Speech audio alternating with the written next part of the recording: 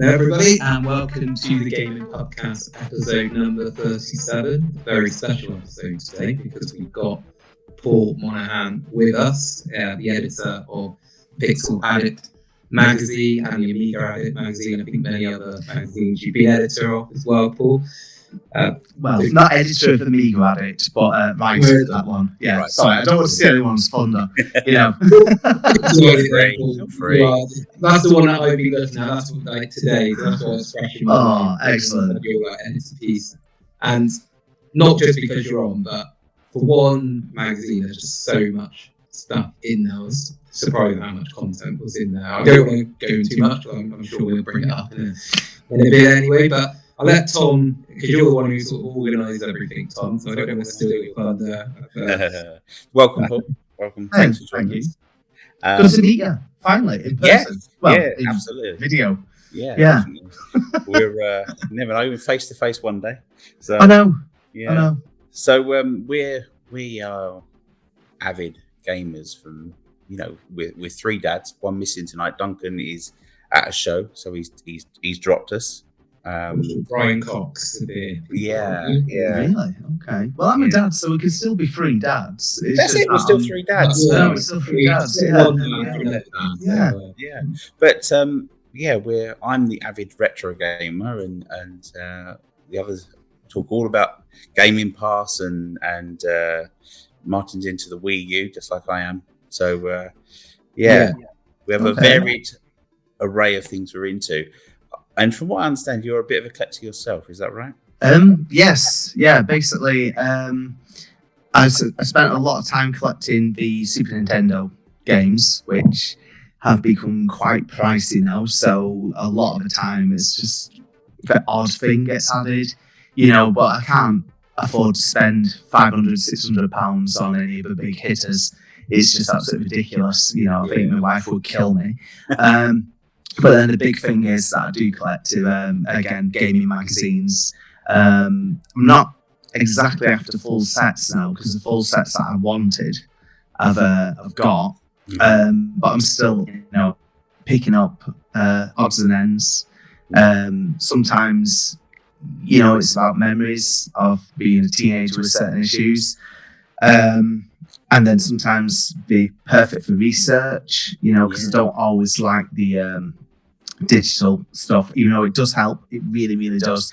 And also it helps on space as well. Because again, if your wife had her way, everything would just be, digital and stuff. And it's like what came today, I haven't even looked at them yet, but some later copies of the one Amiga before it really died. I mean, the one Amiga used to be a really, really good magazine when it was done by like EMAP. And then there was a company called Maverick Magazines, and they went through a period of just buying up a load of titles from the likes of Future Publishing, EMAP, and companies like that. And even though we started off maybe like 80 pages, it soon became 32-page pamphlets. So by this is November 1995. We're down to, this is quite a thick one though. This is 60-odd pages. But by the time I finished, it was down to about 32 pages, if that, with a free game or something like that. But they had a reputation of getting like these really wafer-thin magazines, and therefore that made them quite rare because no one would buy them. Towards the end of his life as well. So a fellow magazine collector, Mark Jowett from Sega Mags, he's trying to collect every single Sega magazine in the UK. And again, he's had the same problem with some of the Maverick magazines. So there was something years ago, Sega Zone, which was Dennis Publishing, then it was Future Publishing, and then it went to Maverick Magazines. And again, it ended up like poster specials, 16 pages. And, because he wants all these Sega mags, it's trying to find them. So, it's like anytime I saw those, and they were off eBay, off someone who we do know, who's another magazine collector, who actually does upload all these mags and then eventually sells them on. But because I wanted to have a look through them properly, I thought, okay, and it wasn't too bad. It was just over a tenner for those. So I know we got them for a good price. And now we've just gone from one collector to another collector. Yeah.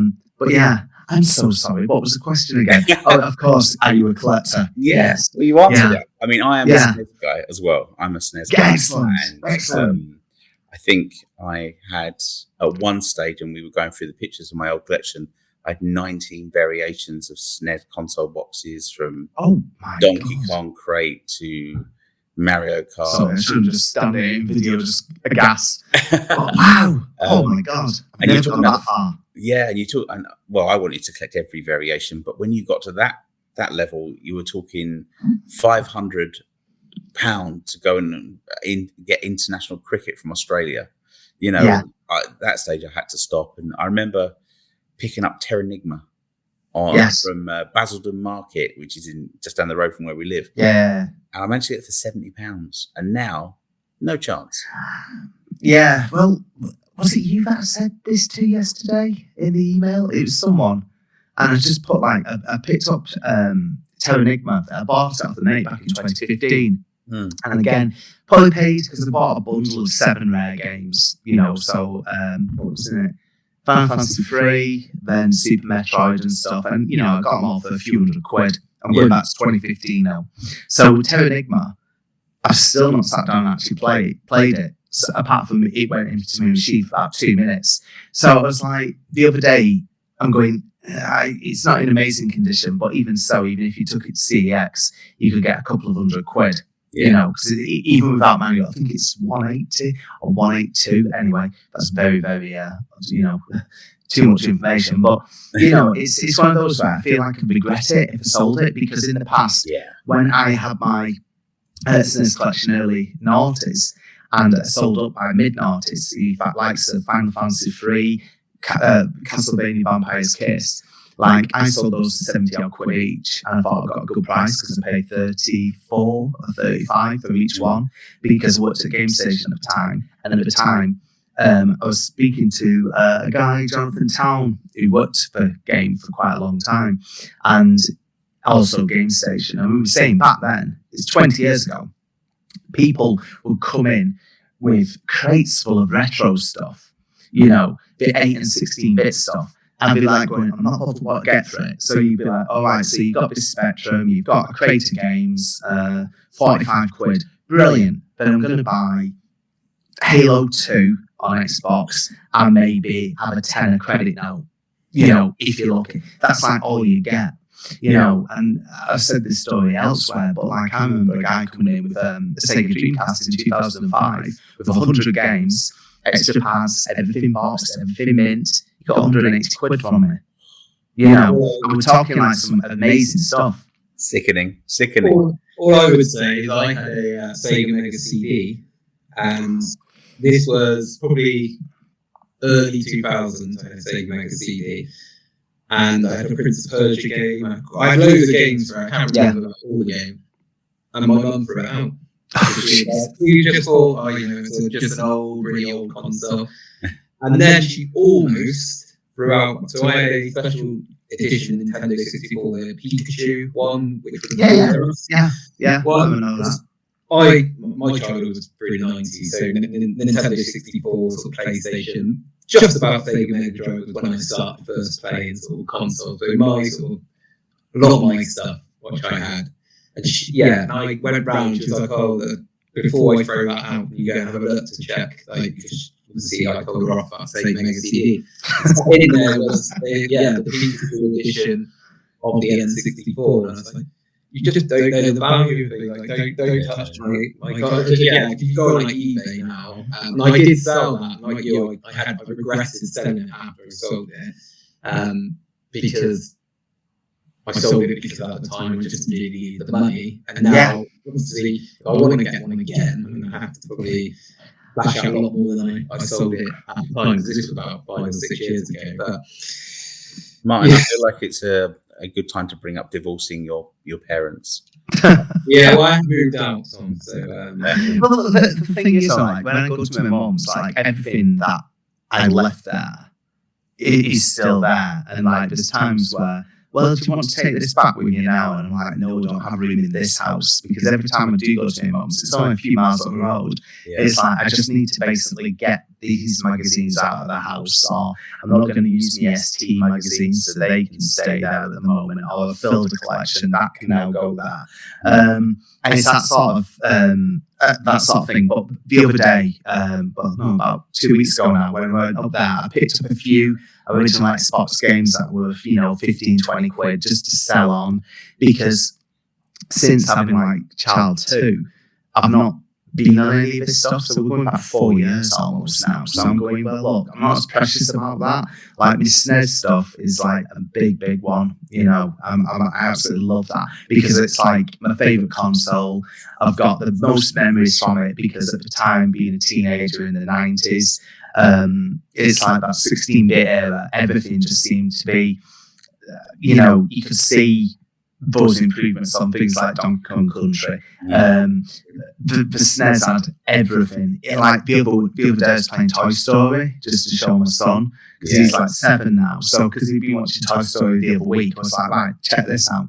And it looks really good, because I remember Toy Story came out on Mega Drive and on SNES. The graphics were really, really incredible, because it was quite a late game. And then, a year or so later, we have the PlayStation, and with, again, Crash Bandicoot and, Tomb Raider and things like that. I mean, I'm really into the RPGs, so going from the SNES to PlayStation, I was in the element with that genre. But yeah, it's just nothing's going to beat it in my eyes. Sorry, Paul. Sorry, no. I was going to say, for me, my favourite era of gaming is the 90s, but that was when I sort of grew up and got into games. Yeah. I'm going to go back to the nostalgic thing, but I just, like you were saying, we went from the Sega Mega Drive and the SNES right at the beginning of the 90s to the Dreamcast at the end of the 90s. That so much happened in terms of, TV gaming, 3D gaming. You had memory cards with them, before playing games, trying to tell people, younger generations today, not being able to save a game, having to either complete it in one go, or having passwords that you would have to write down. Yeah. Just so much happened in that era. Obviously, I was born in '89. I say obviously, no one, you wouldn't know that, but well, no, I'm gathering. We've got 10 years between us. Yeah. So I would have missed the era before that in regards to the Amstrad and the Atari and all that. But yeah, I feel so much happened in that generation. It was I think out of all the decade, I don't know, because you could say that if you went from, say, through the 80s, the jumps you had there, because I'd say that 80s and 90s were probably the biggest jumps, because now when you go from PS4 to PS5, there's not too much. No. Things will look a little bit nicer or whatever. But when you think, I only really started playing games really I'd probably say about 87, maybe 86, 87 at a guess. And then when you think you're starting off with the classic arcade games, so let's just say your Defender and Frogger and stuff like that. But then you finish in the 80s. Sonic the Hedgehog's only 2 years off, but when you're around that time, you've got Alter Beast on the Mega Drive and stuff like that. So the Mega Drive's out now at home.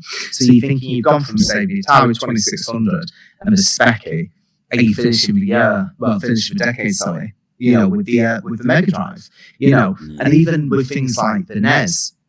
You've got games like, I kind of been on about this, the Disney Capcom titles. You've got things like Mario Bros. 3, granted that's 90, I think it was. But you can see a big leap, isn't it? Yeah. Because I've always said, you get to the end of the generation where you're just squeezing that last bit of juice out of the machine, and it's because they've been working on it, so many games companies for so long, be it for 5 or 6 years, and then we go, hang on a minute, we've just worked out to do this, just to get that. So again, your Donkey Kong, and again your Mario Bros. 3 and stuff. So we just go, here we go, and you're just wow, that's amazing, and it's so clever. And again, the one that I mentioned in in an upcoming Pixel Addict, I was on about Micro Machines 2 and Codemasters with the J carts. Yeah. And it's like, what an amazing idea that was, which only a handful of games used it, but then to plug controllers into a cartridge to make even, more people be able to join in. I was like, that sounds insane now. I was playing Micro Machines yesterday on the Game Boy original. Yeah.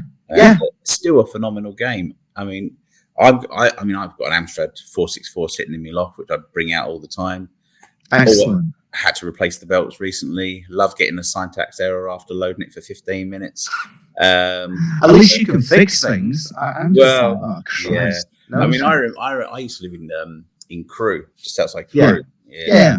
I used to go down there, and there was a gaming shop near the swimming bath. So we go swimming, and we go into there, and there'd be cassettes up to the ceiling, and you go in and spend your £5 pocket money and get like 5 cassettes, and you just look at the back and look at the graphics and go home and play them. Nowadays, I think it's lost some of that.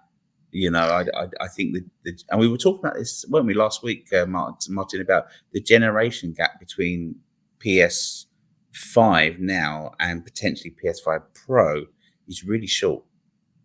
Yeah, my ears pricked up at that because I only got a PS5 at Christmas because there was nothing that had come out where I really, really needed it, So I was just like, well, I can wait. And then when Spider-Man 2 came out, which I probably played for about 2 hours in total, it's just there's games coming out that I want to play, which I'm looking forward to. But again, they're mainly things like RPGs, and I don't know, like there's a new Turtles game coming out as well, and I've got what I've been playing recently, so I'm looking over it, like on PS4 titles, stuff like Streets of Rage 4 I played to death. I thought by now I'd have got Resi Village, because then they're bringing out that gold edition of that and stuff, and I just haven't, because I have a horrible habit of falling into Football Manager, which luckily I've not touched now for 2 weeks, so I might be, clean for a bit. Honest to God. I've said before, like, if I had done all the hours I've spent that, we're talking years now, going back to the original Amiga. Did you used to play the Championship Manager? Yeah. So I started out, many years ago now. It's 30 years old since it started. The Football Manager on the Sega Mega Drive, didn't there? Premier Manager. Kevin Keegan on the cartridge. That was on on N64, Kevin Keegan on the cartridge. Yeah. I used to play some on the Amstrad. No, but they were good though. Those Premier Manager games were good. They were done by Gremlin. Because back then, Champ Manager, they do a lot of things. Champ Manager, it was on PC as well. Yeah, but the first couple, Sorry. I will be quick with this, because obviously it started out on Amiga and ST, and the very first one back in like '93 didn't have the real names. It was all just auto-generated. And then the first one, like 93, 94, end of season, we brought in the real players and everything like that, and I played that to death on the Amiga. And then when Champ Manager 2 came out on PC, then you had Champ Manager 3 and 4, and then the split happened. Champ Manager 5 came out by Eidos, and then it was Sports Interactive that bought out Football Manager. So this was, I think, 2004, because it's just coming up to 20 years now of Football Manager. Then Champ Manager was just nowhere near as good, because Sports Interactive had the engine, of what basically made Football Manager, Champ Manager, what it was back then. And then they brought out Champ Managers on the mobile phones, which weren't as good. And then by about 2017, I think it died off.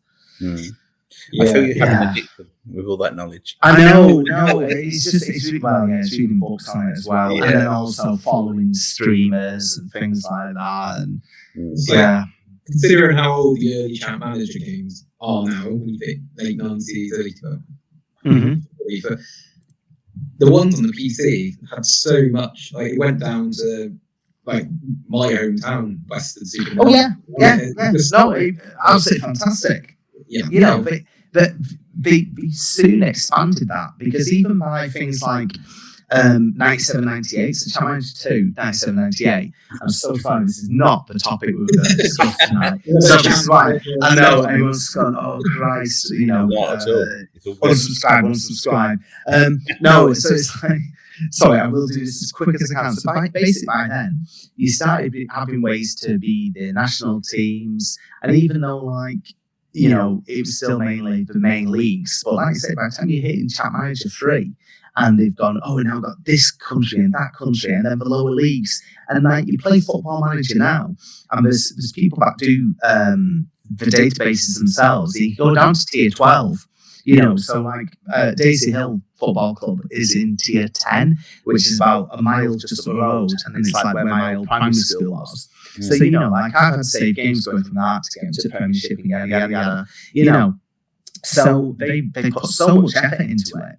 And it's absolutely crazy. You can't say, I'm not going down to tier 12, because if I do that and download that database, I'll get back on it. I'm trying not to at the moment, because I do want to actually play some other games. I really, really do. Whether or not it's either games to review or just like a few favourites and stuff like that. But anyway, I'm sorry. No, we better get on to. Otherwise, we'll just start an hour on Chat Manager. No, feel free. That's good. So, what was the first console you owned? Sorry, my first one was the Atari ST. So this was in Christmas. Oh God, hold it off. This was Christmas '89. I wanted an Amstrad 464 because my friend had one, and he had like the green screen one. And even though it was green screen, it gets a lot of stick now. But I think I don't know, there's just something about it, like playing things like Target Renegade and even Batman the movie and then Head Over Heels. It never seemed to bother me, because back then, like when you were a kid, you just wanted to play games, and like the 8-bit sensor, like this C64 Spectrum and Amstrad, they all had some like really good versions, and some machines had a better version than their 8-bit rivals or whatever. And then I don't know, I got the ST, and I was like, this is going to be okay. So this was like a 16-bit machine, and this was like when the ST and Amiga were still neck and neck for a couple of years. But it came with like 20 games. It was called like the ST Power Pack. Right. And then some of the people said, it didn't help the cause, because it came with 20 games, you wouldn't need to buy software for a while.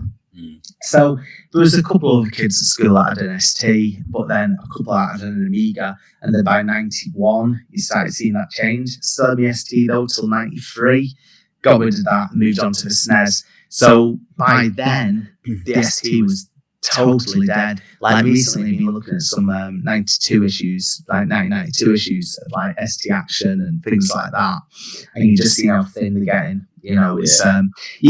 It's the same with any machine. You can just see the turning point. So again, like those Amiga ones I held up before, that's from end of summer '95, and that was its last commercial year. 1993 is quite late to still have that. Consider it, because that was for an ST. Yeah, there was nothing available.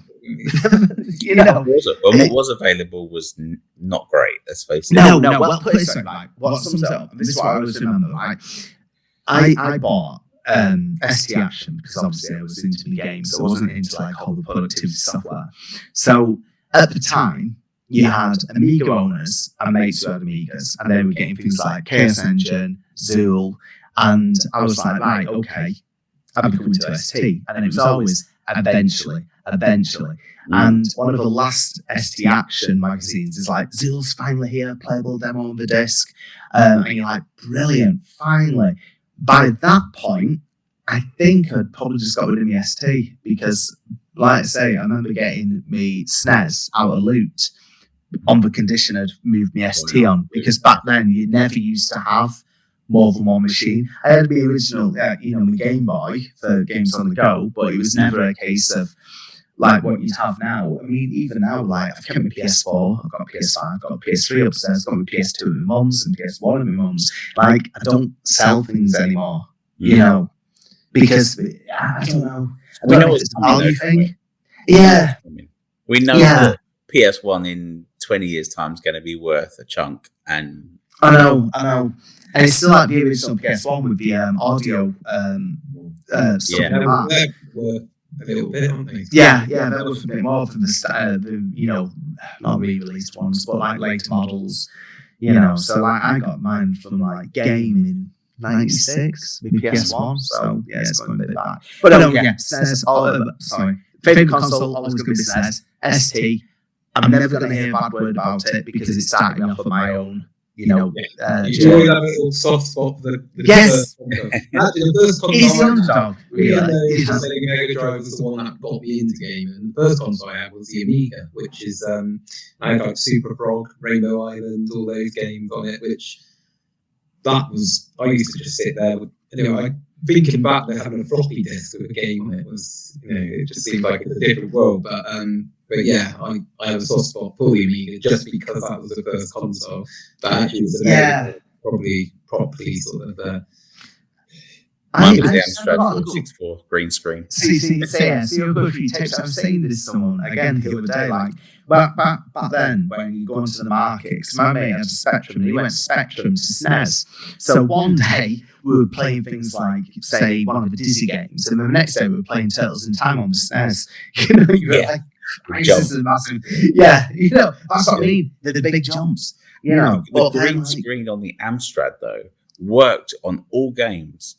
Bart Simpson versus the what was it? Space Mutants. Space Mutants. That's the one. Because when the game began, you had to collect the homework sheets. Yes, and you can't. It's that. And you've also got to spray things purple. I interviewed. Who was it? I think it was Matt Castle from Backpage Podcast. Yeah. And various magazines. I'm sure it was either him or Ashley Day. It was one of those two. And they were talking about when they were kids, they had a black and white TV. So they couldn't do the Simpsons game then because I don't know what I meant to actually put. That was it. Like spray paint all the purple things. Yep. You couldn't say any of it. And it's like, oh God, it sounds harsh. I had like with the ST, I had like a big second-hand bought off a car boot CRT monitor, which was chunky as anything. You could probably kill a man if it landed on him. It's just, I don't know, I've got a lot of good memories. So you mentioned Rainbow Islands before, and playing games like that, and they looked good on the ST and Amiga, because you've got like all the colours, and you go, this is the closest you're going to get to like arcade games. I've just got a lot of good memories, really, really have. And again, like, swapping discs and getting your copied discs in the playground and stuff like that. It's a totally different time. We are going back 30 years now, just over. But yeah, it's it doesn't. Oh no, I know. That's why I'm glad in a way at the age I am. But if you ask me about music, I wish I was older to appreciate some of the more dance stuff, and stuff. Anyway, let's talk about Pixel Addict, obviously, which is a great success. I mean, we originally we had things like Retro Gamer, and that was it. That's all you could get. But now we've got the various magazines that you're involved in. But we've also got Amiga Addict. So how did Pixel Addict come about? What was it a discussion at the pub, or what happened? Well, basically, I'm just trying to think. So this was back in, I'd probably say, you've had a few sort of like home printed magazines, because obviously you've got people like Chris Wilkins and Fusion. They've obviously done retro gaming books and plenty of magazines and things. And what happened was in 2020, when we're all in lockdown and various lockdowns and everything like that, I was spending a lot of my time not being at HMV and instead just doing podcast after podcast. Because the good thing is, guests find it hard to say no when everyone's locked up at home and with nothing to do. It was like, oh my God. So yeah, I got some pretty big names around that time. And I was like, right, I'm loving this and everything. And then, you're spending more time reading magazines, playing a few games when you can, because again, this was the year of Animal Crossing. Again, you couldn't have timed that better on Switch. So, you've been looking on socials, and then I see that there's going to be like a new Amiga magazine. I'm thinking, brilliant. Okay. So it was the first issue. It's one of those, which was like self-published, and you got to get so many sales to go, right, we've got enough money, boom, send to print. So this was done by my boss, Jonah. And I got the first issue through the post, must have been probably Christmas 2020 or very early 2021. I was like, this is good, A4 magazine. It's got the feel of an Amiga format, which was a big one, even though I probably bought Amiga Action more when I was an Amiga owner. Again, staying on the games route. I did get a few Amiga format because it had a bit of everything, and if the disc was good, something we'll touch on later, then it made you want it. Anyway, so I sent him a message, and he just goes, are you interested in, if you ever want to write anything, feel free. So at the time, I was still 40. So, because I wanted to I always wanted to write for magazines. That's all I wanted to do when I was a teenager. I bought so many, and I worshipped so many of these writers. So I went, okay, I'll pitch something. So I can't remember what I pitched. I think it was about gaming magazines with the Amiga, and stuff, and what I used to buy. So I sent it in, got printed, and we went, brilliant. And he goes, do you want to join the team? I went, God, yeah, I'll join the team. And then I had a few other ideas covering Games X magazine, which I love because it's it only lasted a year, but it was a weekly magazine. And then came up with a few other ideas. Like I said, we mentioned Gary Bracey before, so to do film tie-ins. But kind of get some words with you and stuff. And anyway, it got to the stage where he goes, right, I'm going to launch a second magazine. I went, well, at the moment, I'm working full-time at HMV. I've not got the time. So Pixel Addict launched end of 2021. So, yeah, Amiga Addict had been going about a year. And this was going to be more vintage computing and tech. Yeah. Something I could probably do, especially as an editor, drift a little bit more towards the original ethos, I think is the term. And yeah, so the idea was to obviously cover things like what Retro Gamer doesn't. Yeah. But at times still, sprinkling a few bits, because obviously Retro Gamer is just celebrated its 20th anniversary. Yeah. I get on well with Darren as well, and people that work on the magazine. So we're never going to go, tell you what, we're going to do a magazine is going to just be like Retro Gamer and just basically churn out the same stories, because that'll just do me head in. So I always go if someone makes a pitch to me, I always go, right, well, look, it's a popular game. This has actually been covered elsewhere, but can we go for a new angle or anything like that? Or can we talk to someone who's not spoke about it too much, and can tell us something new? So I took over on issue 3. So I cut down the hours at HMV. And then it meant I've obviously got time to actually spend pulling the magazine together, helping out on Amiga Addict, pulling that together, chasing articles, writers, chasing up articles and writers as well if things are running late, because there's a new issue out every 6 weeks. Yeah. The battle to get to print on time is never ending, because you think 6 weeks, brilliant. You've got, again, Retro Gamer, they do 13 issues a year, which is insane. But then even with everyone obviously doing this either part-time or in spare time, it is quite tough. I mean, this is like a 60-page magazine. This is like, Amiga Addict, so it's like a 60-page magazine. But I still Pixel. It is like glossy. And I still stick by its high quality. That's one thing we've never actually scrimped on. And that lasts because well. Yeah, no, exactly. And the thing is as well, we sell binders as well, so it's turned into an advert. So basically, with Pixel Addict, there was a few people spoke to who are now regular writers. So we've got people like Mark Jowett, who I mentioned. He covers a bit of new indie and homebrew releases for Mega Drive, SNES, Game Boy, the consoles and stuff. We have sprinkled in a few Switch reviews if they've got a bit of a retro feel, because I think this generation, we're spoiled for choice. This is something I can probably touch on later. We've got a bit of like a nods to retro stuff, but we've also still got the big, studio games. Yeah. If there's any staff left to yeah. But yeah, there's a bit of everything. There's something for everyone, basically.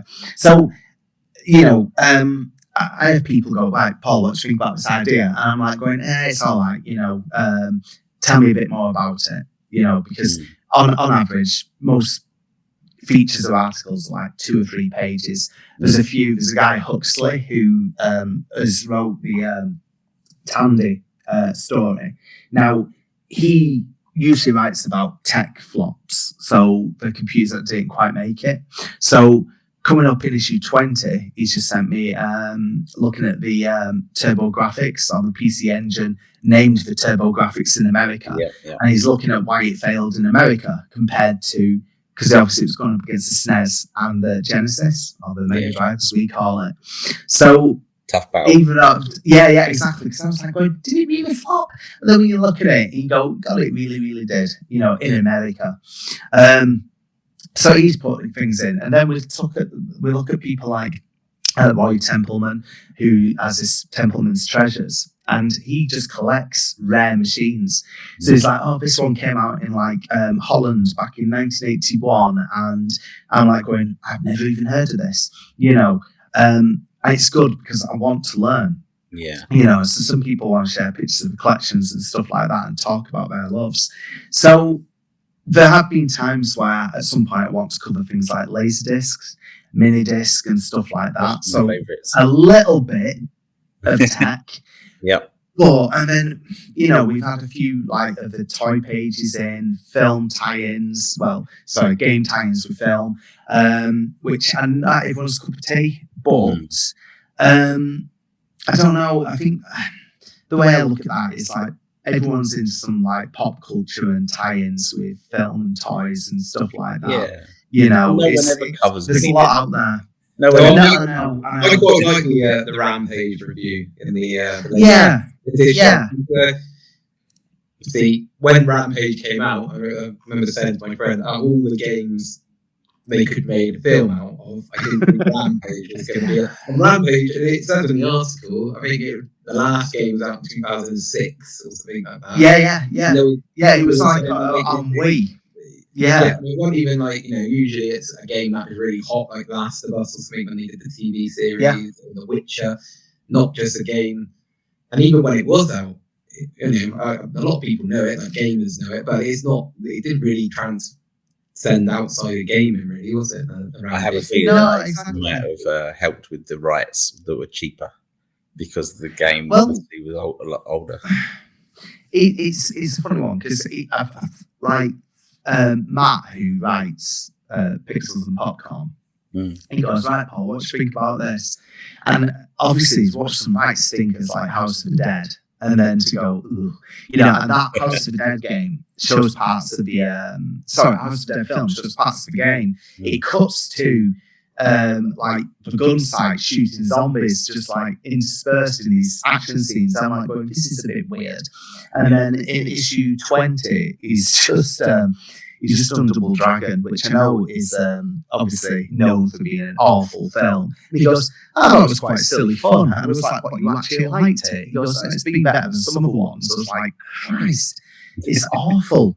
We did a Maximum Power podcast on it. It never got released because we started drinking, and by the end of that episode, I was absolutely hammered and went, I can't put this out because I'm just angry, So I just said I'm cutting on the floor. It's a bit like the Street Fighter movie. I mean, it's a guilty pleasure. I really like more combat movies as well. I don't mind that so much. That latest one was alright as well. That was good. I think we did have an episode where we spoke about games and movies in terms of games being made into movies, but also movies being made into games. And we were saying what works better. I think we thought movies going into games seem to have a better track record than games going into movies. I think it's getting better, but again, I think that comes down to the age people are who are making them now. Because again, if it's say someone like our age, we grew up playing it. So like when you look at things like Last of Us, the TV series and stuff, people know the source material, you know, and they actually give a damn. Yeah, you know, things like that. Welcome to Raccoon City, the Resident Evil wasn't terrible. You know, but I quite like the original Resident Evil film. You know, I think it's all right. You know, it's probably the best one. Yeah. Well, I'm not being funny. That's not the highest bar. It's a very, very high compliment there because it's not too bad. And number 2 is okay, and then it just goes so off a cliff. Like I think it's like number 6 or whatever. You know, they did a lot. But I think it has got, like you said, the quality's got a lot better now. I think they had a bad period with like the original Mario movie, obviously. Wasn't well received. The new Mario movie, I thought was quite good. Oh, it's brilliant! It's absolutely brilliant. The Sonic films are brilliant. I'm looking forward to Sonic 3 end of the year. There's Knuckles TV series. It's again, people get it. They're talking about the Streets of Rage film. Yeah, you know, in the 80s with like the Street Fighter, I like the Mortal Kombat film, but critics didn't like it. The Street critics didn't like it, but they and then the series. I mean, The Last of Us was really well received, wasn't it? And The Witcher, Netflix. The Street Fighter animated, the anime Street Fighter 2 was really good, but a little bit long. I remember watching those on video and stuff when I used to quite like the manga videos and stuff. But again, it's obviously a different, culture. It's obviously being done over in Japan. Yeah, and they probably give more of a damn back then. That's Sorry, I'll let you carry on with questions as well. I know we're going off on so many tangents. I don't know what we do that. We do that. Oh, yes, we are magazine. I'm sorry. Yeah, that was basically up to date, and now we're up to. I'm working on issue 20. And now it's just it seems insane that now there's so much. I mean, but basically, just to wrap up your question. With that one, so I'm going to stop showing it. But with that one, with Tandy, the TRS-80 being on the cover, we shared that in quite a few Tandy groups, and everyone went, "Oh wow, a UK magazine covering Tandy," because that's not the type of thing that Retro Gamer would cover. No. And then we've also covered things like Silicon Graphics, looking at things like Jurassic Park and stuff like that, and Toy Story. And then also that touched on the N64, which also uses Silicon Graphics machines. And then we've also touched on one called the Connection Machine, which again, this was a machine from the 80s, which was meant to start advancing AI, done by a load of students at, it's over in America, MIT University, I can't think. Anyway, it'll come to me. But, like something really, really techy, nerdy, and in-depth. But with this 10-page feature on this Connection Machine, which is this black and red cube on the cover. And I was like, I don't know how this is going to go down. But then quite a few people who are into it are like going, wow, that's something totally different to cover. So I love that. But also, we need things like the PlayStation issue. We need the Tomb Raider issue. So every so often, I'll have to do something like a bit more, commercial. Yeah. See, one of my guilty pleasures is failed consoles, failed machines. So like, and you're in luck, things like that. But we never want to punch down. No, it's because look, no one sets out to make a bad game or a bad machine. There's different circumstances. I mean, when we did in Amiga Addict, we did a CD32 issue special. Right, this was issue 25, and we interviewed. I interviewed quite a few magazine editors about it and how they covered the CD32, be it exclusive magazines or on, say, Amiga format and stuff. We also spoke to, I can't think of the name. Anyway, the lady who was an engineer for CD32. Now, what happened there was because Commodore were just basically running out of money. They were going, right, just get it out. Just get it out. And we're Yeah. like going, but we've not tested it. It's not at full capabilities. With a bit more time and a bit more money, it can do this. It was more powerful than the Mega CD, its main rival at the time. But because, again, they cut corners, they rushed it out, no one was ready. Like, there was no software ready. So then the only software it got was just Amiga 1200 ports. Granted, there were a few exclusives. But again, once you've done that, it's over. Because I remember at that time, everyone, if you look at those early issues of Edge, so you look at that period, I'd probably say 93 to 96, so it was 3 years, CDI, 3DO, Jaguar, Amiga 1200, again, which was still just hanging on, PS1 coming up, Saturn, everyone was like just going, this is it, we've got to be the first. It was like a big technology race. Yeah. And then, they start falling away. Atari fell away. Commodore fell away. And then, again, Philips falling away. And then Panasonic falling away. Who's left? It's still Sega. It's still Nintendo. Well, Nintendo were well behind because obviously the N64 Project Reality was just yonks off. Yeah. And then it's between Sony and Sega. And then again, because of Sega's, more focused on the 2D capabilities and struggling with 3D, and remember, 2D is old hat. No one wants 2D. That's what we were all told in every single magazine. Always come back around. Polygons on this. Oh yeah, of course it has. Always. Well, this is why some of the rarest games on PlayStation, like Rapid Reload and stuff, are stupidly rare because everyone just said, "Nah, I don't want that." Yeah. And I'm sorry, I'm just going soapbox on this. Yeah. No, exactly. They're leading the way And again, again. it's come back round because again, people like the simple-looking games. But I think that era of gaming with the Jaguar, the CDI, the Saturns and things like that was the most interesting era for gaming because with the FMV videos, the Laserdisc games, and I couldn't afford any of that stuff back then. So, but I would go into Comet and play them.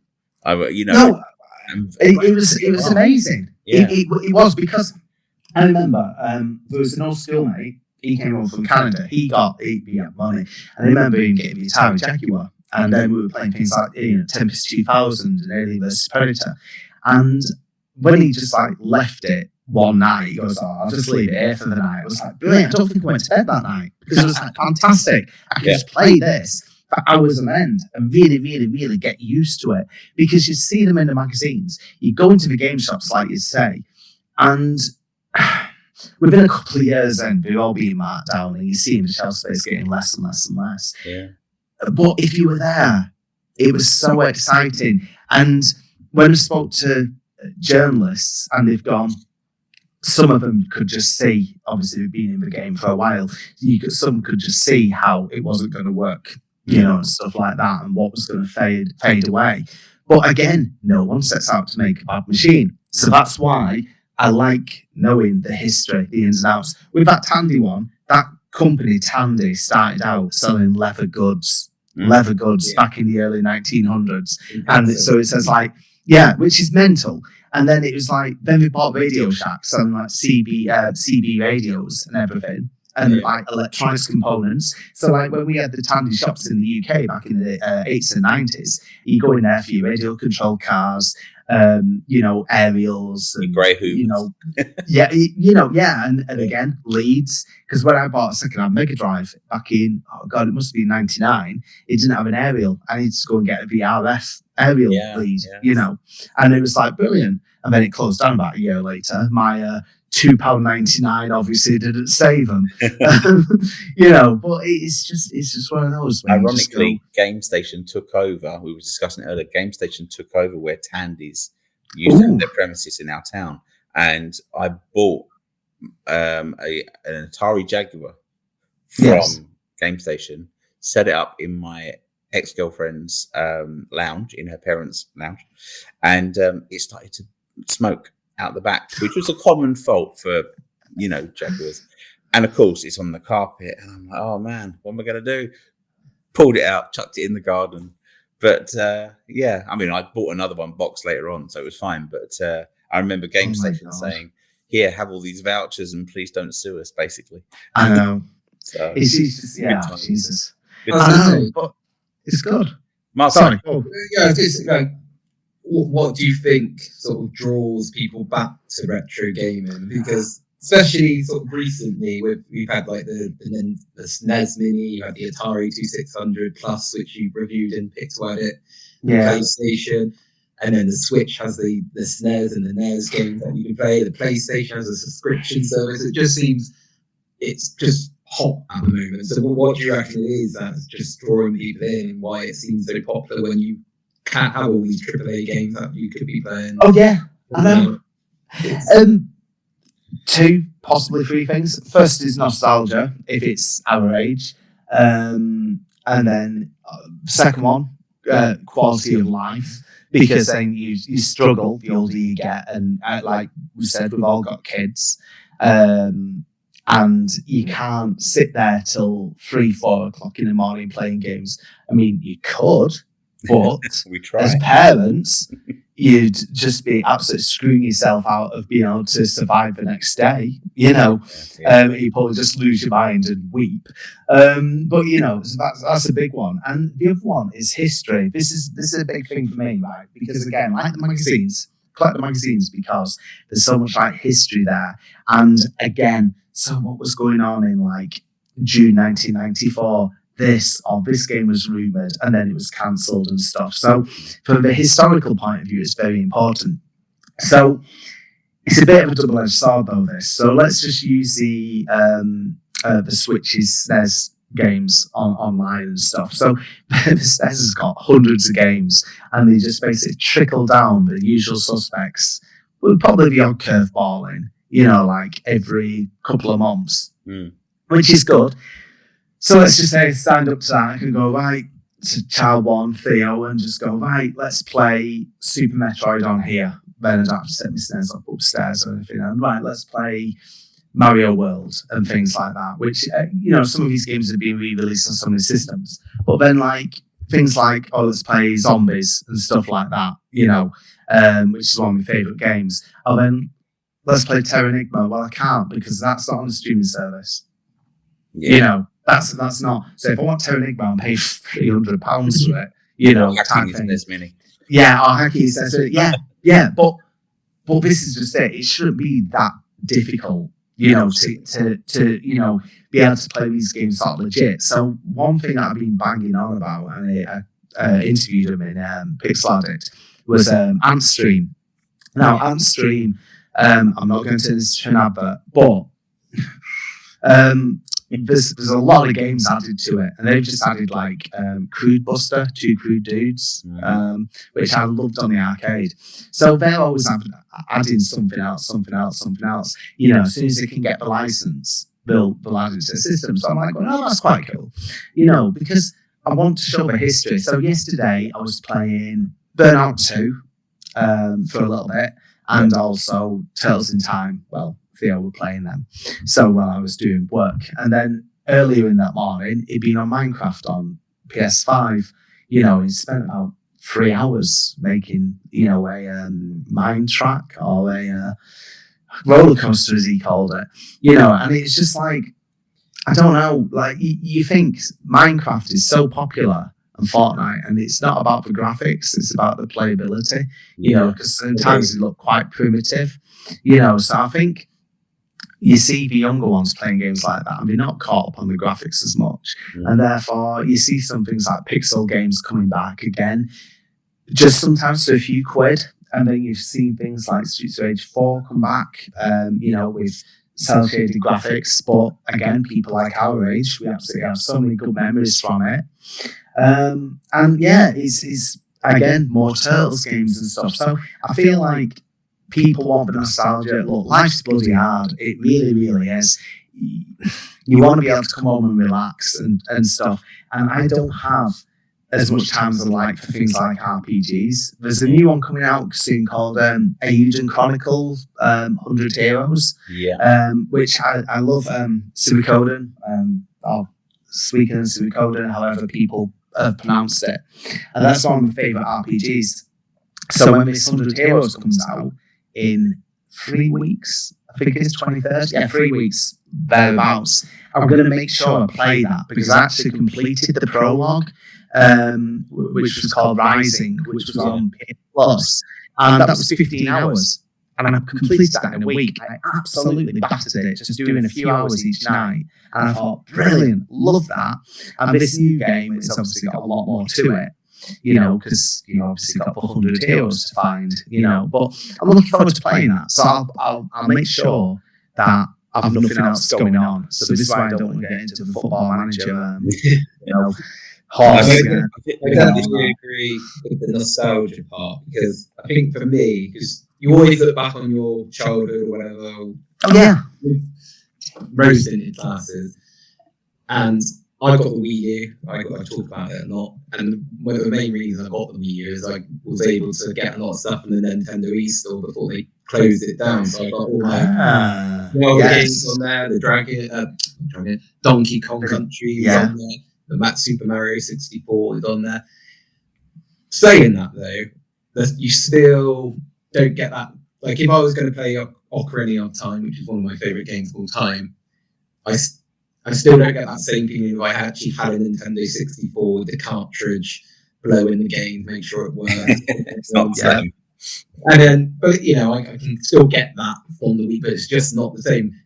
But have you had it where nostalgia, you've got back in the game, hasn't been so it was all nostalgia? So I had it with GoldenEye, because that was one of my favourite games, and then I've gone back and played it. I still like it, but I don't think it's aged very well. I'm going to do it in the first level, and I was like, I'm probably not going to do the next level on here, but nostalgia brought me back. But I don't know, because it's like there's certain games that, like with the SNES, and I use that as the example because that's obviously what main bulk of my collections are. Like with things like Rock and Roll Racing, Zombies that I mentioned, Mario World, these are ones that I've played so many times that and Shadowrun is another one of my favourites. Yeah. So then I go, these are games that can do no wrong in my eyes. Now there's some where it's more like arcade games when we playing arcade ROMs and stuff like that, where I'm like going, or it's just repetitive. Even now, hate saying it, I think those early WWF games are very, very, very limited by LJN and stuff. So like your Super WrestleMania, your Royal Rumble, and your Raw. SNES, all Mega Drive as well. And they're very limited, but at the time we loved them because it was a lot better than what the Amiga was offering, like with UK Rampage, where I think there was like 2 or 3 characters to choose from, because Super WrestleMania had 8. But you play it now and you're like, oh god, it's not good. Yes. But I've still got like Royal Rumble in the collection. So when I'm in SNES games out the other day, and they tend to come out just for photos, which is absolute depressing at times, but I won't get rid because I've got rid before. I've regretted it. Yeah. So when I started buying again in 2012, prices were going up a little bit, and then like you said before, Mark, and you look at it now, and you're just like, it's absolutely insane. It really is.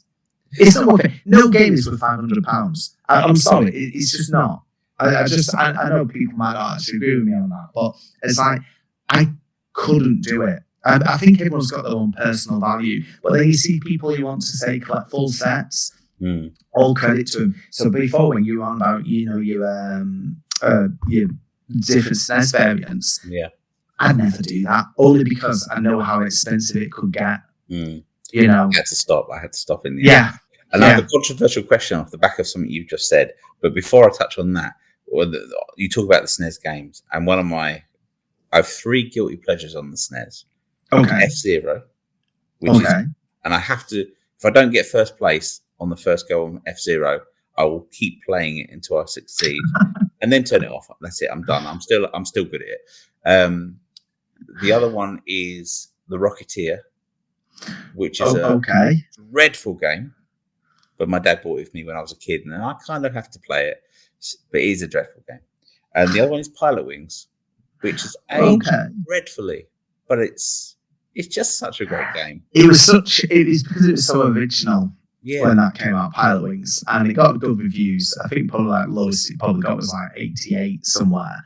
But I get the Rocketeer thing in a way, because someone who did Maximum Power Up with us, Aaron, he banged on about Toys, the Robin Williams film, and I was like, Jesus Christ. He goes, oh yeah, I used to just have like a load of fun renting it out from Blockbuster, or well, it may still be Ritz back then, and so I think that's just it. It's a nostalgia and key memories. Like today, I've been at Arcade Club and I've just been playing Kung Fu Master again, because I remember playing that when I was about 6 with my dad, because I was awful at it. And like, it's one of the few games my dad actually played with me. And today, still awful at it. And I just go, why am I bothering? It's just why am I bothering? I can never even get up the first floor. Mine's Harrier on the Amstrad, and then released it again on. There is an Amstrad. There is an Android version of Harrier Attack. Excellent. Which is not great at all, but and it's nowhere near as good as the Amstrad. But here's my controversial question: collecting complete sets with boxes or just the cartridge? What do you think? Is it complete if you don't have all the boxes? No, it's obviously not. Well, I don't know. It depends. It depends what you actually set off for, because some people go, I own every game physically. So, for example, I collected and this is probably going to, some people go, it's cheating. So when I was collecting Super Play Top 100, there are obviously 100 games. Some of them came out in Japan only, because Super Play did a lot of imports. And there's about 3 or 4 games that I've just bought Super Famicom version. So for Mother 3, aka Earthbound, I didn't have even £400-500 back then. So I've just got Mother 3 in the collection. But I have got, I think it's on the SNES Mini, Earthbound. Anyway, so I forgot ways to play the English one as well. And another one is a game Spike McFang. So that's on, and also Chrono Trigger. Those 3 are still on Super Famicom. Now, some people go, well, there's a UK edition of those. So either UK or US. So you should be able to be buying the US one. Now, if money was no issue, I probably would have tried to get Chrono Trigger on US before prices really started going up. But I've still got 2 of these Top 100 on cart only, Secret of Evermore and Kiki Kai Kai, also on Pocky and Rocky. So those 2, to get them boxed, now I think you're probably looking about 100 for Evermore, which isn't too bad. Yeah. That's something I probably will get at some point, because I had Shadowrun cart only. And then I went to Cash Generator and they had it priced at 65 a couple of years ago. And I went, so I'm going to get it. And then if everyone's selling the cart only, I will do. But I'm not selling the cart only yet, because I've not had time to actually play the boxed version to see if it plays all the way through. I have a similar thing with the Ring on the Super. The NTS version versus the PAL version, prices are so different. It's crazy. It is. It's crazy. And again, not a great game, but it's one of those things. I walked into a shop and saw it. I was with my mum, and I was like, yeah, that looks amazing. That was an amazing 3D boxing game. Absolute pants to play, but hey. No, I think, again, it's memories, but in regards to actually finalising an answer, I think it just comes down to individual taste, because some people, even if you had every single game box, they go, well, a couple haven't got manuals, therefore you're wrong. But then also, who are you trying to impress? If you're a collector, are you collecting for yourself, or are you collecting just to show people? And then, who actually cares?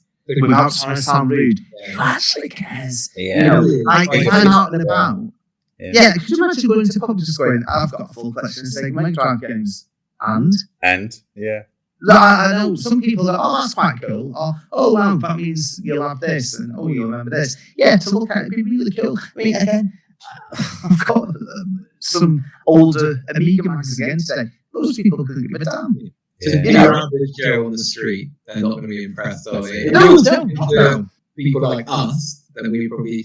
But if you came to me, Tom, and said, I've got every single Nintendo 64 cartridge, but I don't have them on box, so I wouldn't judge you. I'd be like, okay, well, at least you tried. Martin, I was waiting until you walked away. You know my opinions on the N64. That's never Right, but I think it's harder with the Nintendo because they had the cardboard boxes, where the Sega Mega Drive, they had a nice sturdy, like. Well, that's just it. Just for example, and this is why I could never be a minty box collector, because I've seen some people on Facebook recently selling off the collection and be like going, right, okay, someone had a Mickey's Magical Quest. It's had the cellophane on.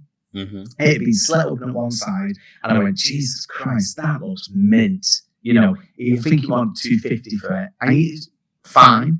But then again, I'd just probably get it a bit battered at £40 or whatever. And then I looked at the Pitfall, My Own Adventure, and I went, oh, battered's mine. I paid $10 for it recently, maybe 14, but about 2 years ago. And I looked at it, it's absolutely knackered. It all closes up and fine, but it's got, because it's ex-rental from a video shop, it's got stickers on, £10 ex-rental reduced. And I went, you know what, I quite like that. Yeah, because it's got the character and the memories. Yeah, people. Yeah, I like finding the receipts inside the boxes. Oh yeah, I've only done that with SimCity. So I got this SimCity. It's like almost mint, and it had like Virgin Megastore receipt inside from like 1992. I was like, oh wow, you know, again, not many people are going to be too impressed by that. I've got a SNES game with a Boots receipt in it. And I'm just like, I did not know Boots on video. Yeah, this is like a really, really crappy top trumps, isn't it? It is. It's pristine in the box. For W.H. Smith with a Smith Scott squad game. Yeah. It's some good memories there, because like Smith did games up until mid-noughties. Boots stopped doing games by about 95. Because that's when I first played Sonic 2 on the Game Gear. So you go into the Bolton one and play that for a bit. But yeah, I'm sorry, I'll let you carry on with questions. I'm sorry. I'm going to ask a question which can be quite subjective. Okay. What would you class when something becomes retro? So looking at hunters, what do you have a year? Do you say when something gets 20 years old, or do you do by generation? Would you say it's always generation. It's generation. It's on the generation. Okay, so what would you be classed as retro now? Okay, right. So I'm probably going to contradict myself here as well at the same time. So usually I say 2 generations. So, you know, you start looking at things like the PS3, because some PS3 games now are going up for crazy amounts.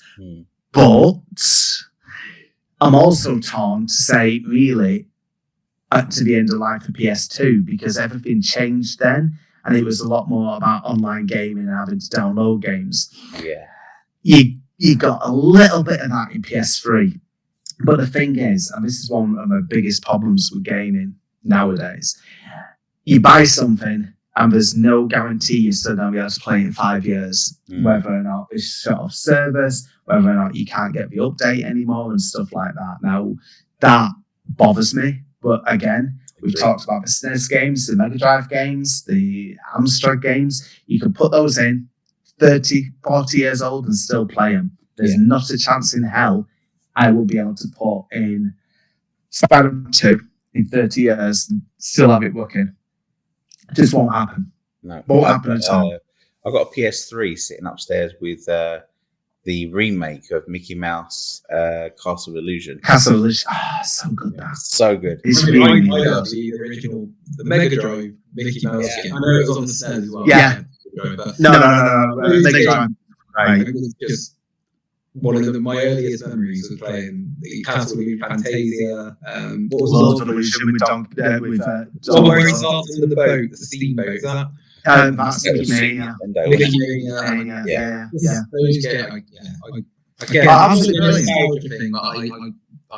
No, they're still good games. They're still really, really, really good games. Well, that PS3 is protected because that game for me, I've got it on Android. It's on the Steam Deck. But do you know what? That one on the PlayStation is the one for me, and I just. And when it's gone. Yeah. When it's gone, I've got things like Rocket Knight Adventures, which was on PSN, PlayStation Network, on PS3 upstairs. Now, my PS3, the disk drive is just knackered. It's so temperamental. But on there, I've got Suikoden 1 and 2. I've got what else? Like a load of RPGs. And guess one which got delisted ages ago. Yeah. And I just go like, this is wrong. And again, that comes back to the whole preservation angle. How do you preserve this era of gaming? It's well. I got like the PlayStation Classic, and then bought off Amazon those hooky USB sticks. With, they did a few different ones. I just got the RPG pack type thing, and it was like, this will do. It had a few other type of genres, but it was RPG heavy with games like Vandal Hearts, which was absolutely brilliant as well. But the thing is with RPGs, they sell for such a stupid amount of money. Because obviously they weren't really a popular genre back in the day. You have to be. It was considered geeky back in the day, but now it's just different. Oh yeah, it's so different. It's like Hero, the Dungeons and Dragons type thing where you're playing. Hero Quest and things like that. We used to get battered for that at school. Yeah, absolutely battered in the 90s. I remember. Yeah, God, those were the days. So going back to the magazine, yes, work you do. Is there any plans for any other magazines? Because obviously we had the Amstrad. Yes. Edition. Yes. Which was which was like I saw that on the shelf. I was like, that's amazing. Well, that was because Jonah's favourite machine is the Amstrad. David Crooks, who writes for us, heads up any special collector's issues like that, and is hard at work on one now. I'm not going to say what it is because I don't know when it's going to be out, but we're hoping it's going to May or June, because we've got some events booked in, so you will see it by summer. You will definitely see it by summer, and then possibly another one by the end of the year. The aim is to do 2, maybe 3. And if there's enough demand, to then maybe do like another Amstrad one, like an issue 2 and things like that, or special number 2. But I don't know, it's just, it's good, but it's so time consuming as well, and things like, because like David asked me if I wanted to do anything on magazines on the Amstrad one. I was like, I can't, I've not got the time. Because again, like I said, the 6-week cycle, it goes quick. For once, touch wood, I feel like we're doing okay in this current cycle. We've got just over 2 weeks until print deadline. But it's involved a lot of working days off as well, bit in the evening, like an hour here, hour and a half there. It all adds up. And you do that 3 or 4 nights, and it's almost another working day. Well, I think you come up with the ideas, because I was just like saying, the amount of content in just one article, and you've got to do that every 6 weeks. Do you just like meet up and just start chatting together? Because no, we very rarely meet up. Sadly, we do chat a lot on Discord, but we have a list of topics that we want to cover. Like I've got on Pixel Addict, we've got about 3 cover features ongoing with different people. Yeah. And then I've got some things already that are in the submissions folder and stuff like that, and then over on Amigo Addict, that's a bit hard to plan for some of the cover features. We've got a couple coming up. Like the one coming up next is a French computer game special, like all the different companies that came out of France. So, people like Delphine, you've got the games like North and South, you've got, what's it called, Flashback, Another World, and Matthew Smith, who does the Pixels of the Popcorn, he's heading that up. Now, that was originally going to be 6 pages. That's now turned to 10, because he's managed to get so much content from the interviewees and different X-Game studio staff and things like that. And he's a bloody good writer, and I hate cutting things out, I really, really do. Like, David's just sent me the 400 mini, the Atari 400 mini review. So I know that people have been putting them up online and stuff like that, and obviously we're more old school, and it's going to be in the next issue, but like a spread, and I was like, oh, you need to cut it down a little bit by a few hundred words, and I hate having to put editor hat on and send things back. Yeah. But at times I have to do it. And yeah, because I'm out of space.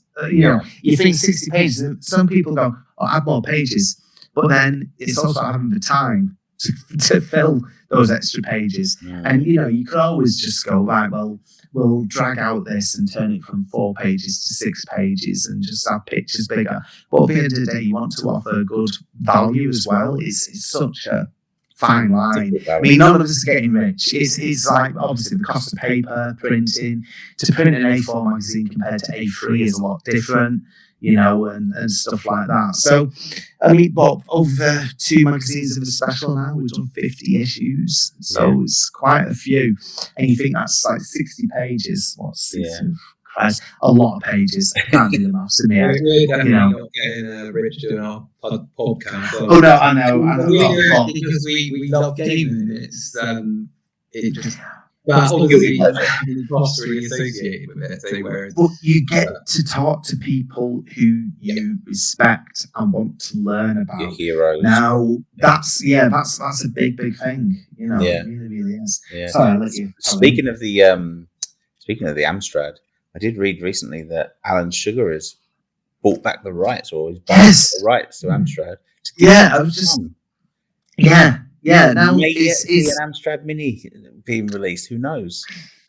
Well, I was reading on that because I just typed up the quick storyline about it, you know, the story piece for the next issue.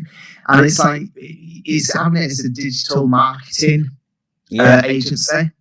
So I think it's quite good. And again, for people of a certain age, it'll get the feels, you know, going again. But you never know, because maybe, you know, it's a case of, well, look, it's marketing, so we're going to market a mini or something like that. We're going to market. Yeah. And if your son's got any brain about raising funds for this company beyond using his dad's money, an Amstrad Mini would be the way forward.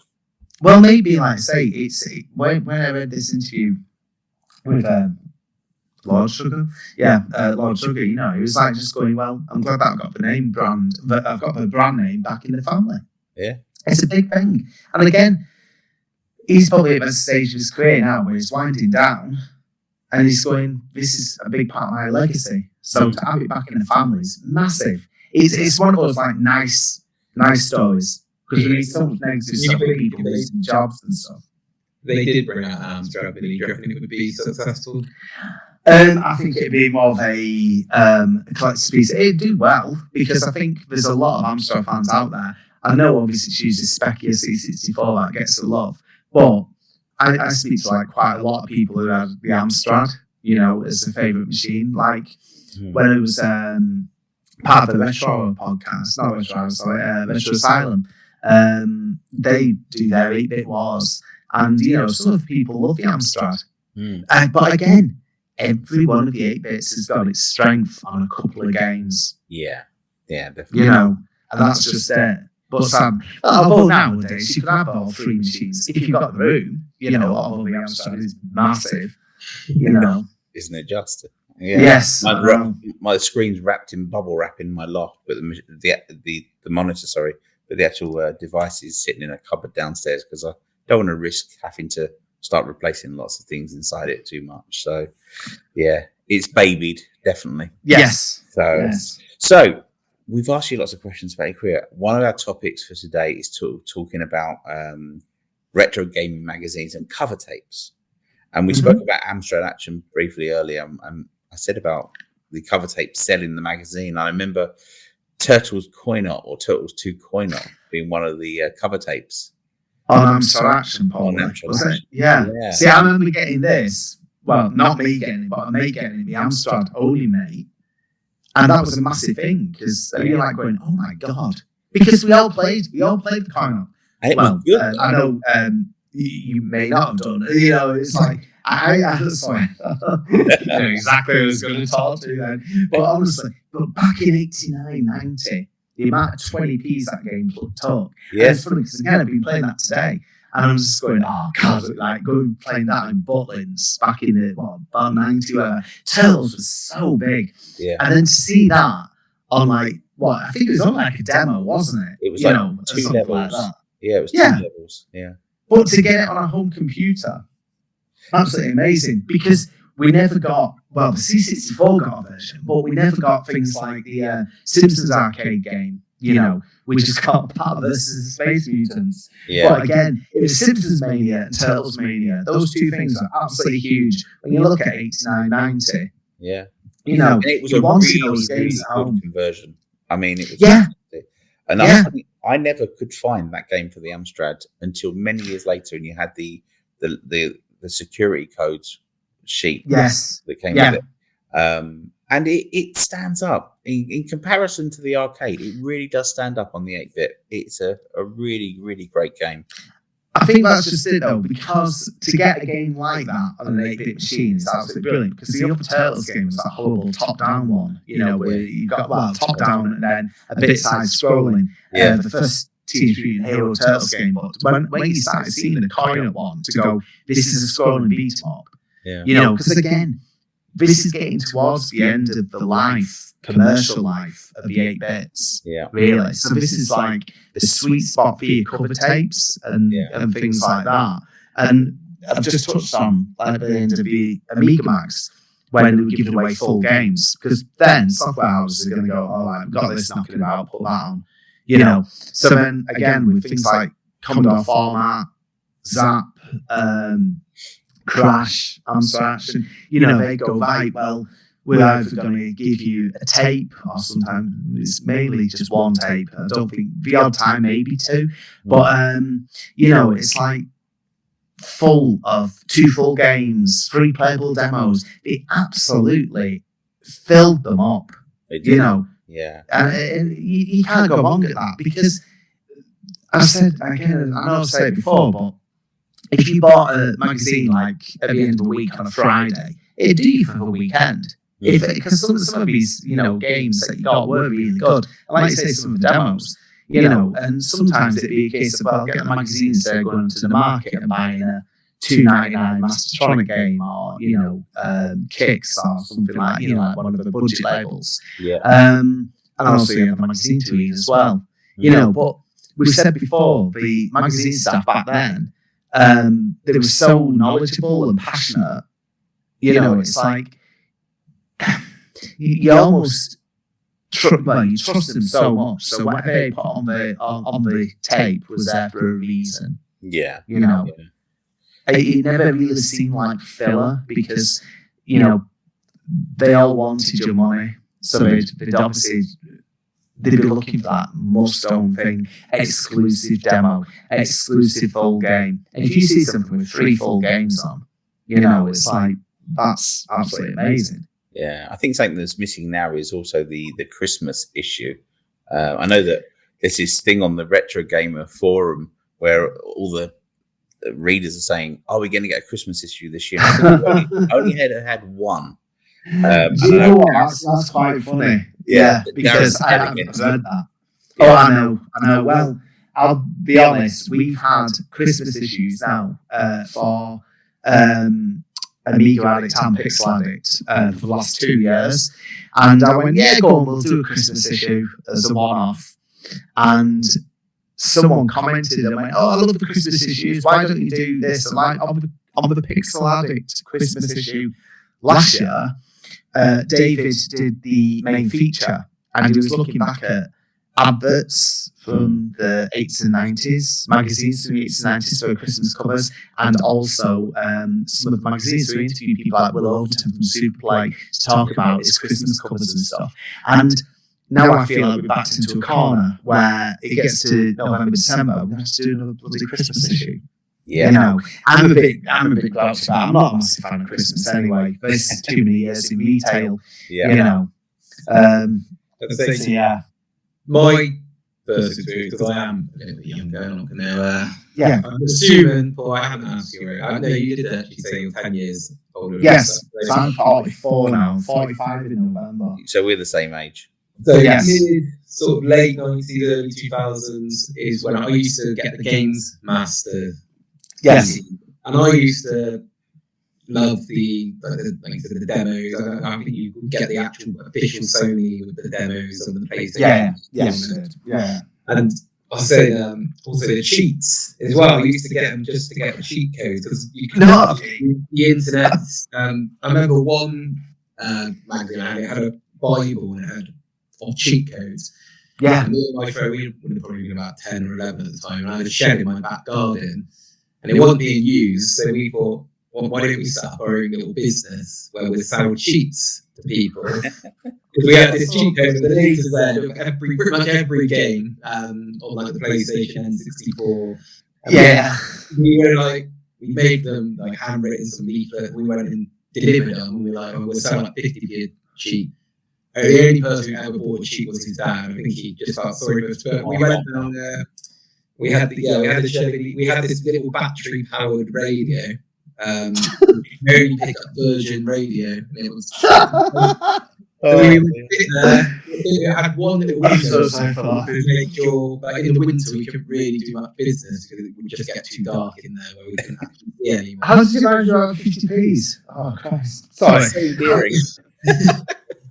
So because we were like, look, we sell 5 cheats, we buy a pack of Pokemon cards. So that was our sort of targets we set ourselves. Oh dear, 90s kids. Yeah, that was So which you wouldn't would today. You just go on the internet, wouldn't you?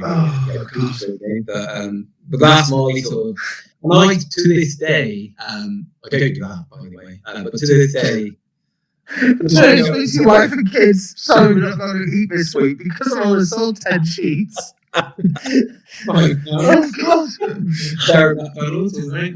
Better get some universal credit in. If I go on holiday, which I'd have to sell a lot of sheets to go on holiday, but for the plane journey, I always want to get a game magazine because I have like nostalgia having my Game Master magazine and going through the whole magazine. During the magazines and comics are must if you go on holiday. Definitely. Yeah. Digital copies generally I will take with me though, rather than taking a physical copy. See, I like holding things. I know, I do. I do as well, but I've just got all the single magazines. So, but like with the cheat books, I get it because you used to get a few, back in the early 90s, the SNES and Mega Drive and things, so like on Mean Machines and Mean Machines Sega, Total, stuff like that. And again, being bad at games, it was quite good to have these. And again, Games Master used to have so many of these cheap Bibles. And again, I'm laughing. And again, I did my own nerdy things. I said on the Retro Hour, we tried to make a games magazine where we were still selling it for 25p. And you're like going, by the time you take out your printing costs, your photocopying costs, you're out of the business. So we only did like about 8 pages. But then the other thing that I did do, and I know I said this one on one show, was because I used to buy all the magazines, and anytime I went shopping for second-hand games in the game shops, I had like a little book, and it'd be like writing down the SNES games. So it'd be like, I used Pilot Wings. So Pilot Wings in Super Action got this, Super Play got this, Total got this, and got this in, Super Control. And then work out the average, and then basically have a column for the average as well, So it'd be like, right, hang on, before I pick up, whatever game, what does it get in the, the average scores and stuff. But yeah. Anyway, so my nerdy thing there, I think it's just a different time, But again, by the time you got to game FAQs and stuff, so when I was playing things like the wrestling games on PS2 for Creator Wrestler and stuff like that, then it'd be like going fantastic and get all the answers there. Yeah, I suppose I should announce my guilty thing when I was a kid. I made a Super Mario. I'm so sorry I've gone on for so long. Hey, not at all. I made a Super Mario World booklet because I'd completed the game in Comet before actually getting one for Christmas. So when I got one for Christmas, I created like a walkthrough, was it? Yeah, it was every level, and I used the printers at school and got. Hang on, what? In one go in Comet, or did you take in like a memory card or something? No, No, I you- used to go in. I used to cycle from Sandbach Boys School in Cheshire to Crewe, which was quite a Right. jaunt. And I would sit in there and play it for hours. And the managers used to let me sit there and play. And he would not let anyone override my save game on the thing. So, Oh my God. yeah, it was great. And I used to have people watch. And I eventually completed it in the store. And yeah, so when I got it for Christmas, which was the Street Fighter 2 pack, and I had Super Mario World, I created a little booklet and I used to sell it at school. And then I decided that I would put a little cover gift on it and try and sell it for more. So I used to get all the science, like the chrome wire, and I used to make them into little figures. Poor PVA. Oh, right. Okay. Poor PVA. What do you go to this? And it's a wire.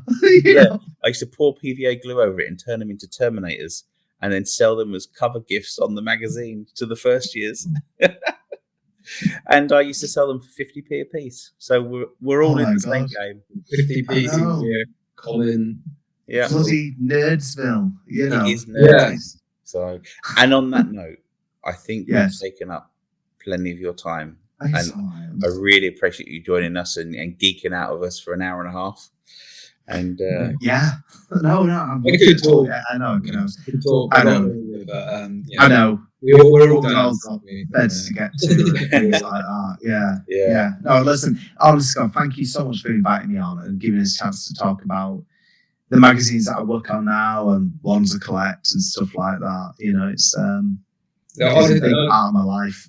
And I'm not just saying it because you're here, but I was surprised how good the magazine was. I know. So much in there, and like you said, you cover things that other magazines just wouldn't cover. So, like the one you had an interview with Neil West. Yeah, Neil West was Sega. I did that a bit back. That was going to be for another magazine that sadly faded away. But yeah.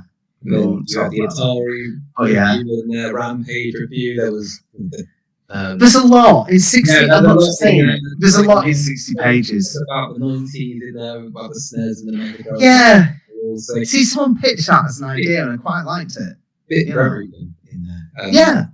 And the team were really helpful as well, because when I had an issue downloading it when I bought a few issues back, and they within minutes, and it was at night, I had a message from someone saying, I'll get it sorted for you. And by the next day, I had my issue to download. So we do try to be quick on that. If anyone's got issues, I mean, again, it's mainly Jonah who does the back office type stuff. Yeah. So if he's around, and he's usually up to like midnight, and again, like me, got kids and everything like that. Yeah. And if he's around, we can try and fix it quite quickly, But we never want to keep people waiting more than, say, 24, maybe 48 hours at times, because obviously we've got lives going on as well. So sometimes, if it's say like coming up bank holiday weekend, it's going to be a case of I'm probably not going to touch any magazine stuff now till Monday. Yeah, I'll go on Discord. That's about it. But so guys, you can also get PDFs. Yes, you can get PDFs. Oh, the one thing that I will say, this is the last thing that I will show up. Yeah. We finally listened to readers. Sounds well.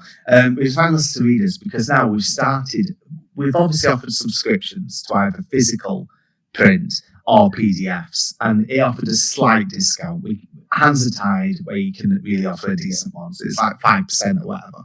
But loads of people had subscriptions lapse because it took ages to obviously remember to send out a reminder. But now we've started offering rolling monthly subscription, rolling issue subscriptions. So every time if there's a new issue, we would bill you the price of that and postage. Some people have been enjoying that, and again, it's good to see people taking up on that.